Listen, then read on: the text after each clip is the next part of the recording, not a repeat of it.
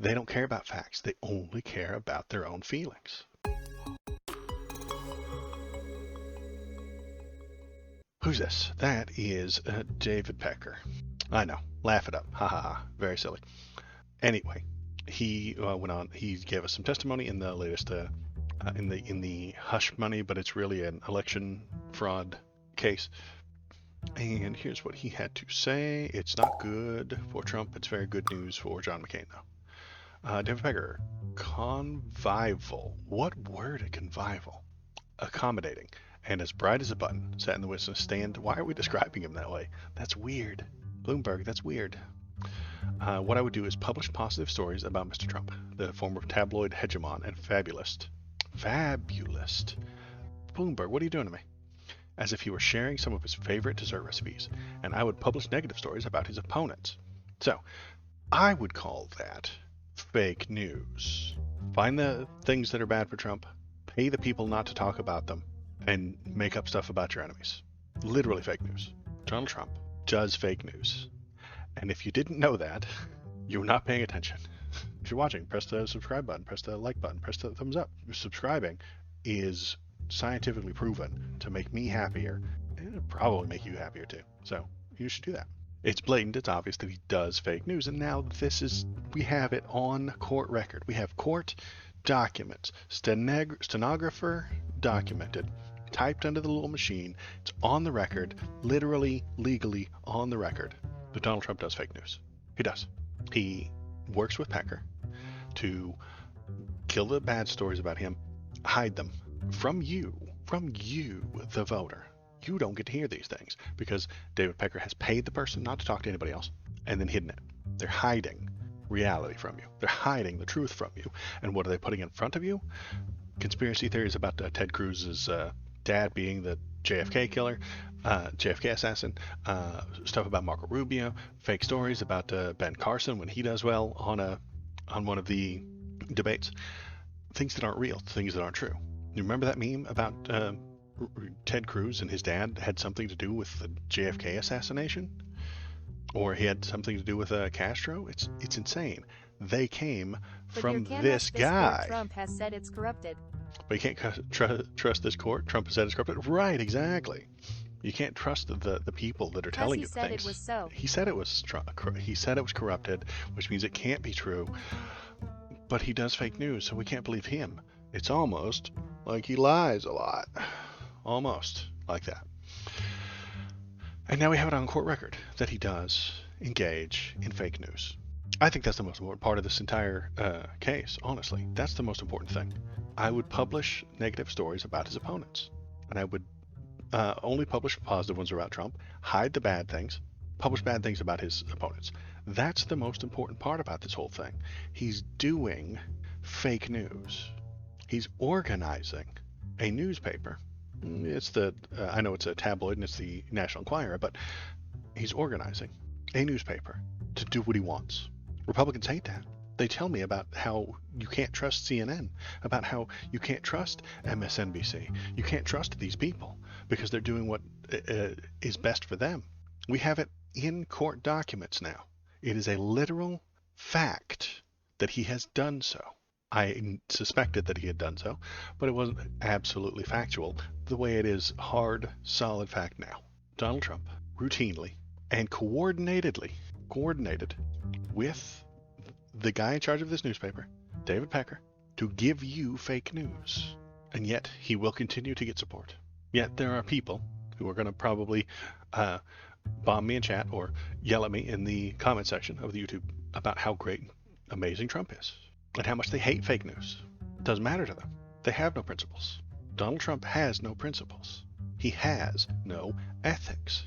He has zero understanding of what it means to be truthful and correct. He's paid to dick you around, that's right. There is no way that, well, it's definitely fake news. And his fans are going to continue to love him, even in the face of the reality that he's been lying. And he's been gaming the system. He's been breaking Penis jokes write themselves. Penis jokes write themselves. It's very easy. I mean, on the stand, Pecker fucked Donald Trump over just yesterday. So He's very dirty. This David Pecker guy. He's a very dirty Pecker. Yeah, the jokes are easy, uh, but this is fake news.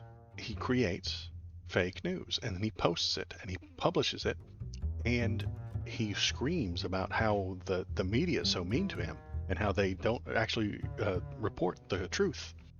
He's the liar. Donald Trump is the liar. Donald Trump is the person who has been doing the fake news the entire time. And half our country, well, maybe not half, maybe 30, 40%, something like 30%, believes it because they want to. Now, why would a Trump supporter continue to believe him past this point? Why would they continue to believe him after we have solid evidence that he creates fake news? I said it in the belief video, but it's because they want to. They like what he has to say. Doesn't matter if it's true. They simply appreciate it. They like it, and they want some more of it. They like what he has to say. They love it. They want him to get his way because that makes them feel better. That makes them feel happier. They don't care about facts. They only care about their own feelings. And I've said it every single time, but though all politics is based on feelings, and those feelings that they have are spiteful. The spite they have for the liberals and the left and the people who are telling them to be civil leads them down this path. The wokies that tell you, hey, you can't use slurs, hey, you can't say this, hey, you can't do that, hey, you have to follow the rules and be a decent member of society, pisses them off. It pisses off Trump's fans. They hate it. They hate not being able to use the slurs. They hate not being able to complain loudly about all the illegals that are coming across the border. They hate the fact that they have to be civil. They don't want civility. They want to be better than other people. They feel like they're better and more important than the other people. And they feel like they need to be on a higher level than all those broke immigrants and all the poor people and all the black people, and they all need to stay in their place. That is the conservative mindset. They need to be better. Wokeism and leftism generally evens out the playing field. It doesn't create a hierarchy, it creates egalitarianism, where everybody's equal along the same line. They hate that. And Donald Trump lets them be spiteful. Donald Trump is spiteful towards those ideas, and he will continue to give them a method, an outlet for their spite. So they don't care what the truth is. Here we go. This is fun. Trump, Giuliani, Meadows, and our unindicted co-conspirators in the Michigan fake electors case. So, Michigan Attorney General is putting together a case against the fake electors that were sent to the Senate. So this is an actual crime. Not sure why we waited so long to do it, but I think that that's a political choice that the Dems and the left-leaning Attorney Generals made to wait until this campaign season to bring these things up. I don't like that they did that. I definitely see that as a political move. Not happy with it. Wish they had done this a year ago. But according to them, it takes years to gather evidence. Sounds kind of crappy. Sounds kind of crazy. But the Michigan Attorney General is suggesting that these guys put together a conspiracy to send illegitimate, incorrect, fake electors to the Senate to cause chaos and confusion so that Joe Brandon wouldn't win. Michigan Attorney General Dana Nessel charged 16 Republicans last year with forgery and conspiracy to commit election forgery for allegedly attempting to replace Michigan electoral votes for Joe Biden with electoral votes for Trump. There's certification of the vote in January 6th, 2021. So this is why they needed the riots outside. This is why they needed all the people running around outside so they could get this stuff in without anybody noticing. During Wednesday's hearing, which was part of the preliminary examinations for the so-called fake electors, Howard Schock, a special agent for the Attorney General's office, also testified that former President Trump, Jenna Ellis, and are also unindicted co-conspirators. Schock's revelation was in response to the question from Dwayne Silverthorne, blah, blah, blah, blah, blah, blah, blah. Finally, former President Trump. Yes, he's a unindicted co-conspirator. This might mean that he's being held responsible for it. I'm not entirely sure. Maybe they never indict him for it. I'm not totally sure. But it doesn't get any better because it's also the same thing happening in Arizona. That's a completely different state. Meadows Giuliani among indicted in Arizona in latest 2020 election subversion case. So the grand jury in Arizona handed up an indictment against former President Donald Trump's allies over their efforts to overturn the 2020 election laws, including the fake electors from the state and several individuals connected to his campaign. Former White House aide, who remains one of Trump's closest advisors, Mark Meadows, Giuliani, are among those who have been indicted, according to the source familiar with the investigation. Let's see. Arizona Attorney General Chris Mays, a Democrat, announced the indictment Wednesday night, focusing on the 11 individuals who acted as pro-Trump electors in the state. The names of several other indicted defendants remain redacted.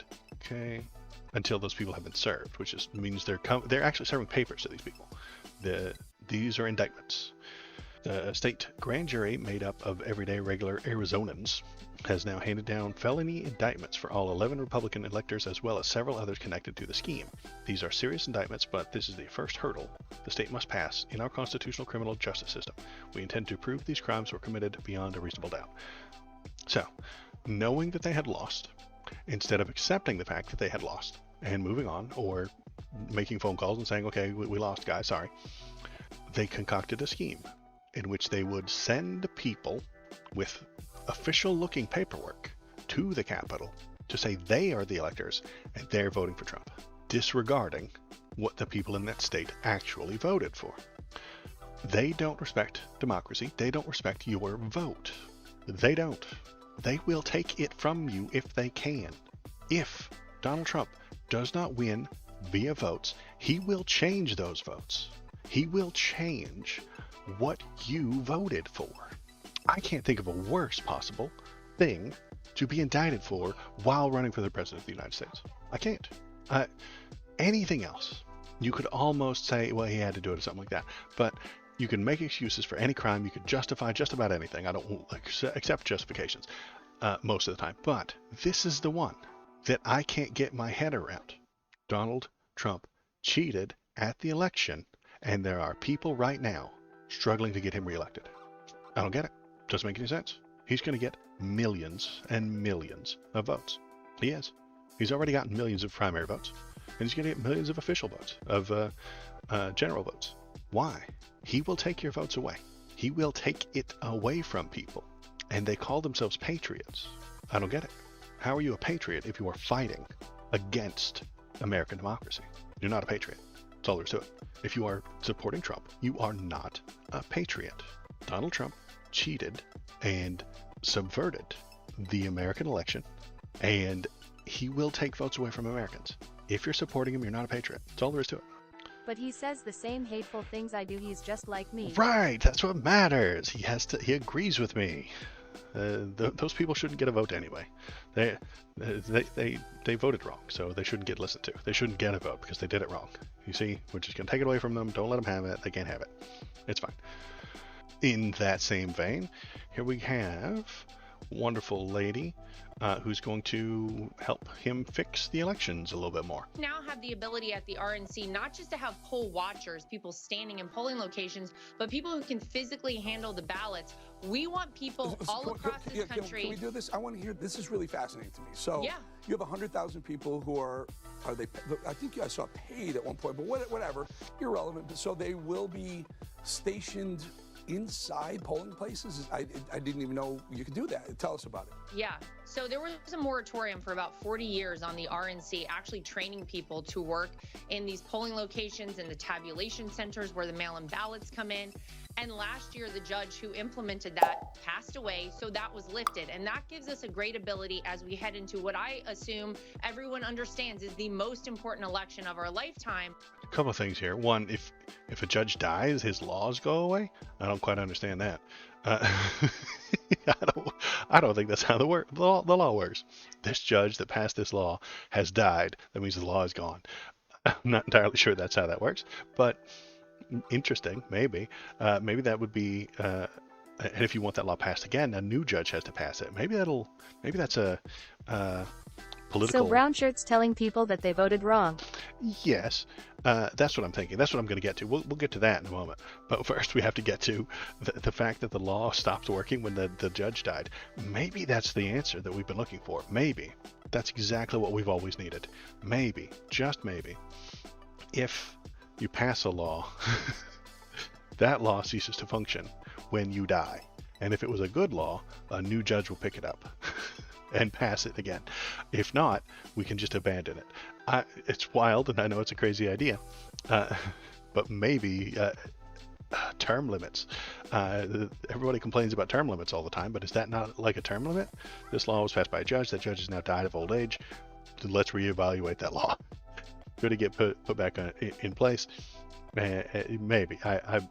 This is a wild idea I'd never come up with before. But to your point, yes, the brown shirts will just be in there helping you count the ballots. You know, the Trump supporters will be inside looking at the ballots, making sure they're valid. What could possibly go wrong? That was his daughter-in-law. She's a relative, and she's in charge of the RNC, and she's going to fill all the places where the votes get counted with Trump fans, Trump acolytes. And if they don't like what they see, what are they going to do? I'm worried that they're going to cheat, because Donald Trump cheated in 2016, he cheated in 2020, and he's promising to cheat in the future. He's a well-known cheater. The people who have actually done election fraud are Republicans, and they're telling you that they're going to do it some more. If you follow Donald Trump, you are not a patriot. You are anti-American, in fact. And it's only going to get worse, because then those guys are going to get kicked out, and those brown shirts, like you said, are going to get chased out. Somebody's going to say, hey, you don't belong in here. You are doing a bad job. What you are doing is harming democracy. And then they'll scream bloody murder and go on the news. They'll jump in for the first camera they see and be like, hey, I got chased out. The dirty libs are kicking me out. And they'll play the victim card again and again and again and again. And then they'll go on OAN and they'll go on Fox News and they'll talk about how they were kicked out and it wasn't fair. And he was just there to make sure the election was had integrity, when he was actually doing the opposite. Because that's what they do, the opposite of the things that they say. Oh, hi. Thanks for watching all the way to the end of the video. The algorithm loves it when you watch it all the way to the end of the video. If you want to keep the algorithm happy, and I know you do, press the subscribe button, press the thumbs up button, leave a comment, tell me what you're thinking, tell me what you're feeling, and let's all keep that algorithm happy. Thanks. Have a good day.